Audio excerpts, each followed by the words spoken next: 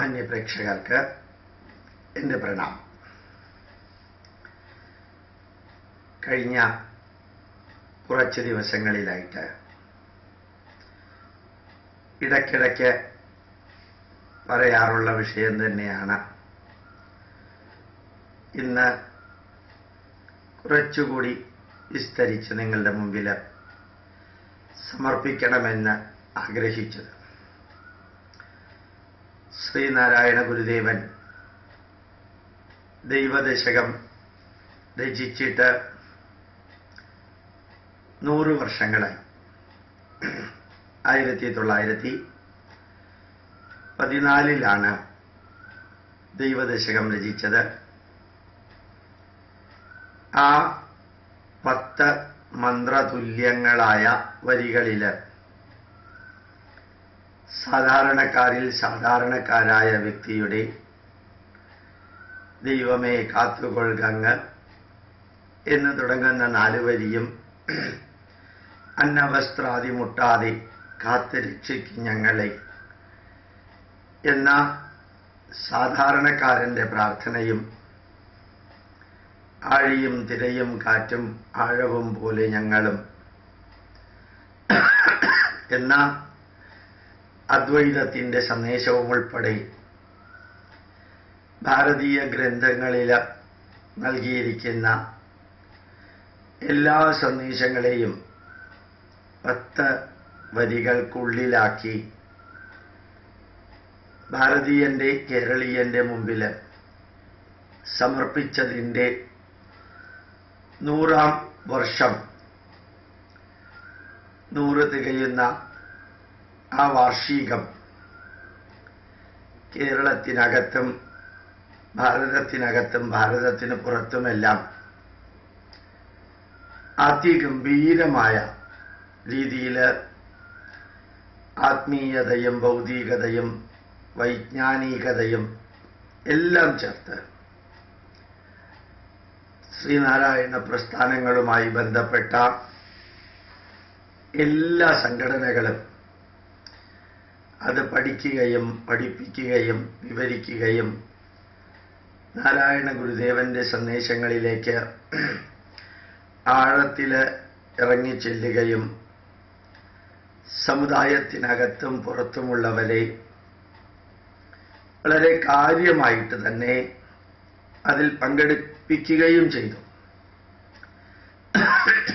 കേരളത്തില് വിവിധ ഭാഗങ്ങളിൽ ഡസൻ കണക്കിന് സ്ഥലങ്ങളിൽ ദൈവദശകത്തെക്കുറിച്ച് ശാസ്ത്രീയമായിട്ട് 3-4 മണിക്കൂർ വിവരിക്കാൻ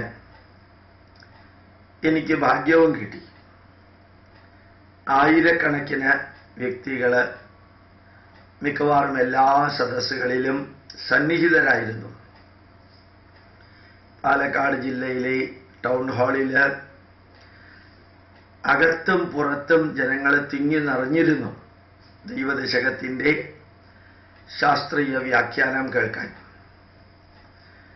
യഥാർത്ഥത്തിൽ ഇത് ഈഴവ സമുദായത്തിൻ്റെ മാത്രം ഒരു പരിപാടിയായി ഒതുക്കുന്നതിന് പകരം എല്ലാവരെയും അതിൽ ഉൾപ്പെടുത്തി. മലയാളികളായവരെയും മലയാളികളല്ലാത്തവരെയും ഉൾപ്പെടുത്തി. അതേപോലെയാണ് ഇപ്രാവശ്യത്തെ ശിവഗിരി തീർത്ഥാടനം.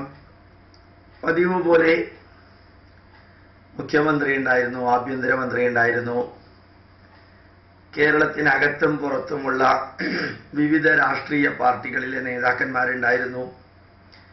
കഴിഞ്ഞ പ്രാവശ്യമാണെന്ന് തോന്നുന്നു ദലൈലാമ വന്നു. അടുത്ത പ്രാവശ്യം ചിലപ്പോൾ പോപ്പിനെ കൊണ്ടുവരാൻ ആഗ്രഹിക്കുന്നു എന്ന് പറയുന്നത് കേട്ടു. BJPക്കാരായാലും കോൺഗ്രസ്സുകാരായാലും കമ്മ്യൂണിസ്റ്റുകാരായാലും എല്ലാ വ്യക്തികളും നാരായണ ഗുരുദേവനെ കുറിച്ച് പറയാൻ യോഗ്യതയുള്ള എല്ലാവരും, അതിലേക്ക് ആന്റണിയും പെടും, KV തോമസും പെടും, ലോകസഭാ സ്പീക്കറും പെടും.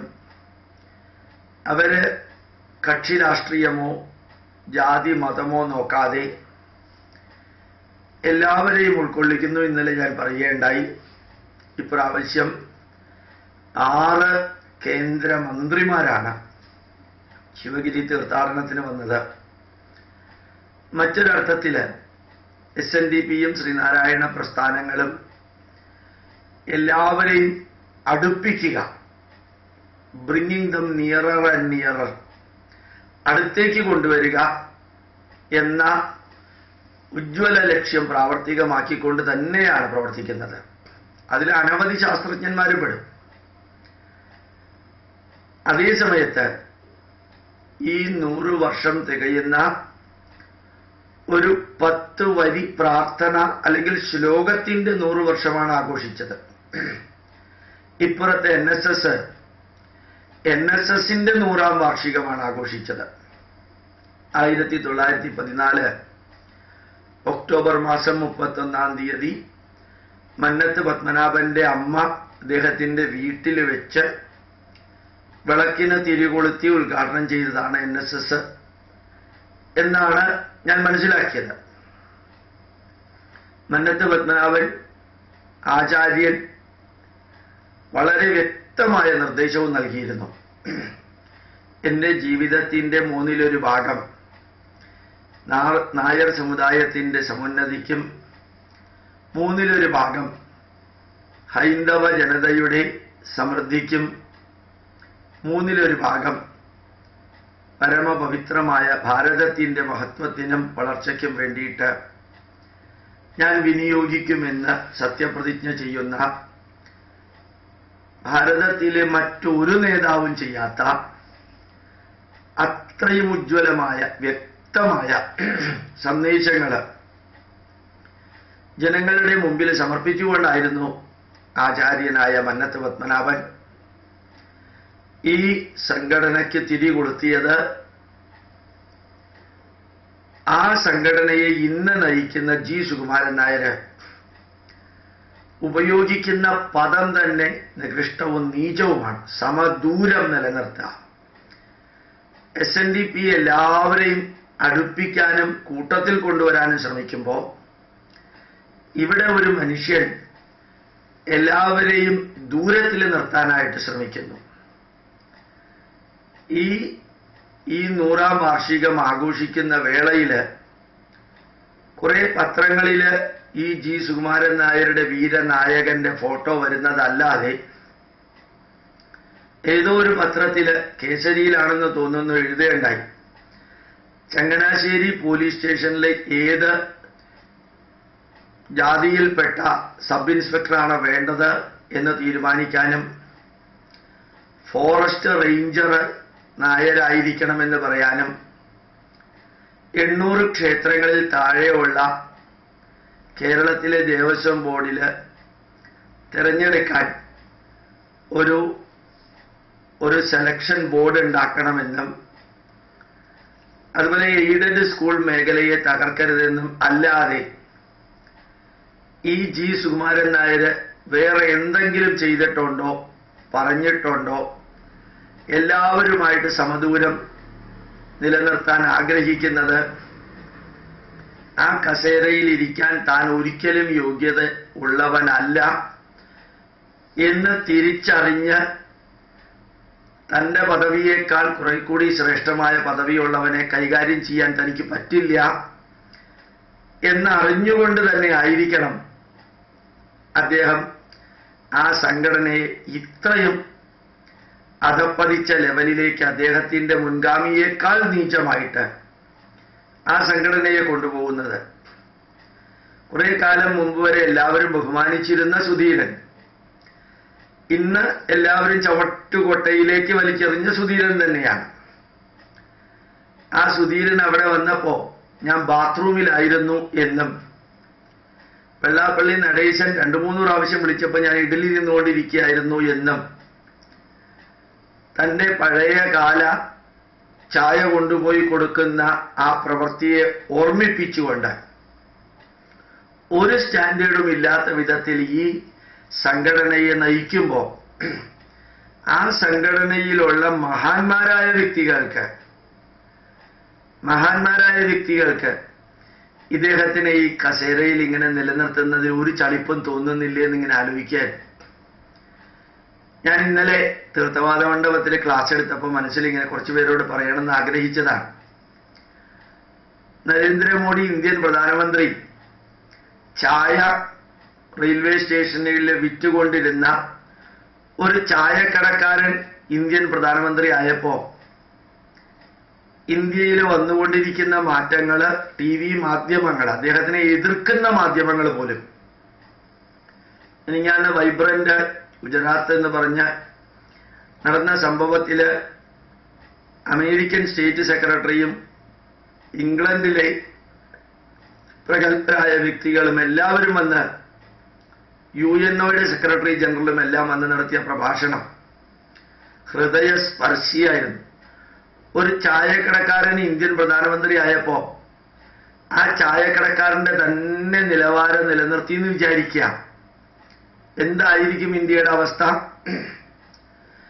ഇവിടെ ഏറ്റവും അഭിമാനത്തോടുകൂടി G. സുകുമാരൻ നായർക്ക് പറയാൻ സാധിക്കുന്ന ഒന്നാണ്, താൻ ഏറ്റവും അടിത്തട്ടിൽ നിന്ന് വളർന്ന ഒരു NSSന്റെ പ്രവർത്തകനാണെന്ന്.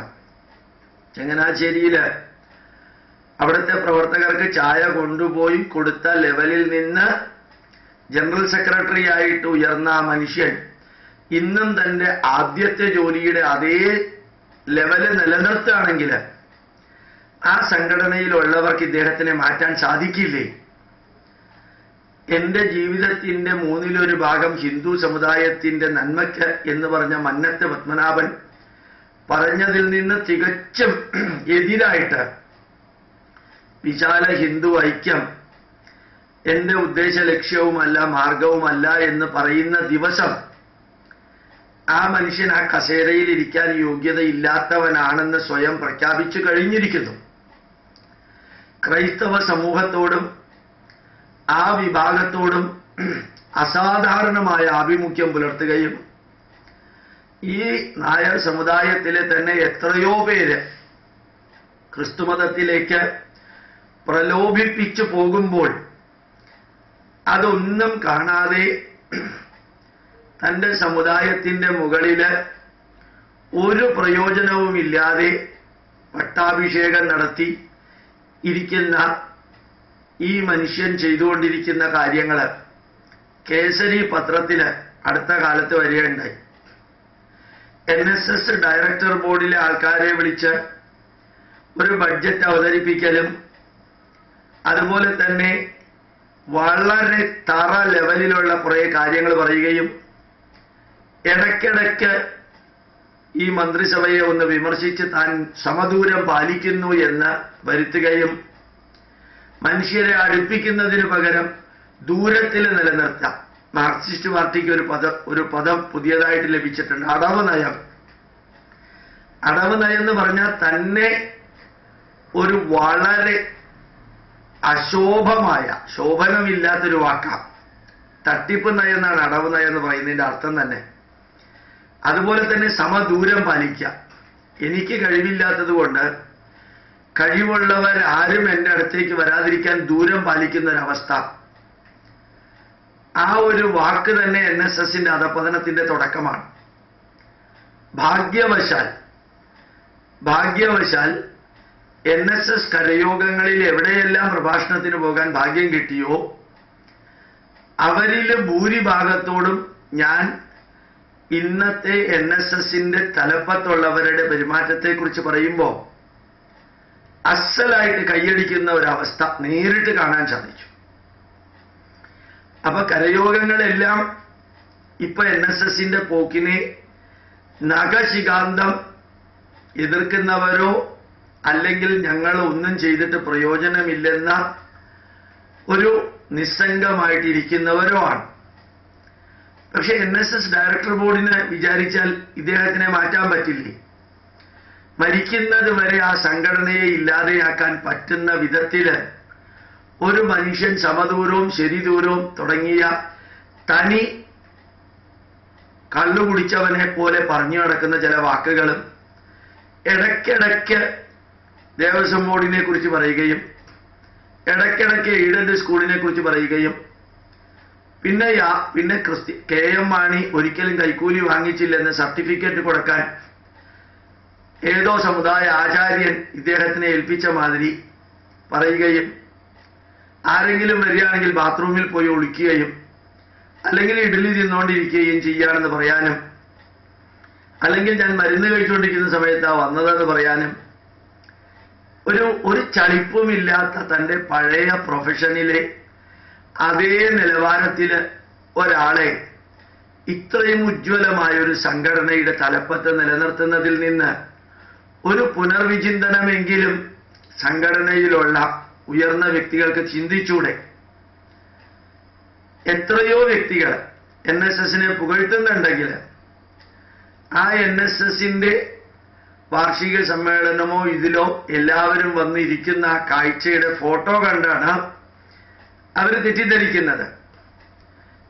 എങ്ങനെയാണോ നമ്പൂതിരി മുതൽക്ക് നായാടി വരെ ഉള്ളവരെ ഒരുമിച്ച് കൊണ്ടുവന്ന ഹിന്ദുവിന്റെ ഐക്യം വെള്ളാപ്പള്ളി നടേശൻ പ്രഖ്യാപിച്ചത്, അതിന് ഘടകവിരുദ്ധമായിട്ട് ആ ഈഴവ സമുദായത്തെ നരകയാതന അനുഭവിപ്പിച്ച ഒരു വിഭാഗമാണ് നായർ സമുദായം. അത് സത്യമാണത്, ആരംഗീകരിച്ചാലും ഇല്ലെങ്കിലും. തൊട്ടുകൂടായ്മയുടെയും തീണ്ടിക്കൂടായ്മയുടെയും ഒരു വലിയ പ്രചോദകര് ഈ നമ്പൂതിരിമാരും അതുപോലെ നായന്മാരുമായിരുന്നു.